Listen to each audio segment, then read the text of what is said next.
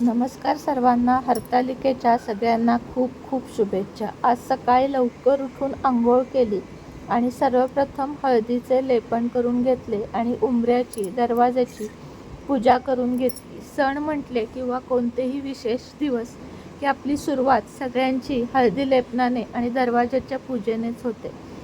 आपल्याला हे केल्यानंतर खरंच खूप प्रसन्न वाटते, म्हणून या गोष्टी कराव्यात. आणि हळदीचे लेपन ही माझी सगळ्यात जास्त आवडीची गोष्ट आहे, जी प्रत्येक गुरुवार पौर्णिमा या दिवशी तर मी न चुकता करते. आणि काल एका मैत्रिणीची बघितली आणि तशी केली आणि जास्त आवडली मला. आता इतके दिवस मी नुसती हाताने असा सारवत होते उंबरा. खरं तर ती खरी पद्धत आहे, पण आज जे काही केलं ते मला खूप आवडलं. त्यानंतर कुंकू, हळदी कुंकू यामुळे उंबरा जास्तच छान दिसायला लागला. मग दिवा, उदबत्ती, फुलं हेही सगळं करून घेतलं. ते सर्व झाल्यानंतर मग आज चहाकडे वळले. चहा ठेवला, छानपैकी चहा पिला.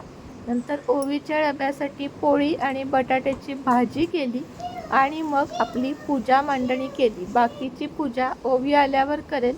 मी फक्त हरताळकेची पूजा करून घेतली आणि त्यानंतर थोडीशी कहाणी वाचली, आरती म्हटली. आता बाकीचे सगळं जे आहे ते ओवी शाळेतून आल्यावर नक्की करेल, कारण आजचा दिवस हा मुलींसाठी खूप खास आहे. आपल्या आयुष्यामध्ये चांगला पती मिळावा, म्हणजे अगदी शंकरासारखा भोळा पती मिळावा, म्हणून माझ्या ओवीला या वर्षीपासून मी हे व्रत धरायला सांगणार आहे. अर्थातच उपवास नाही बरं का. श्री स्वामी समर्थ. धन्यवाद.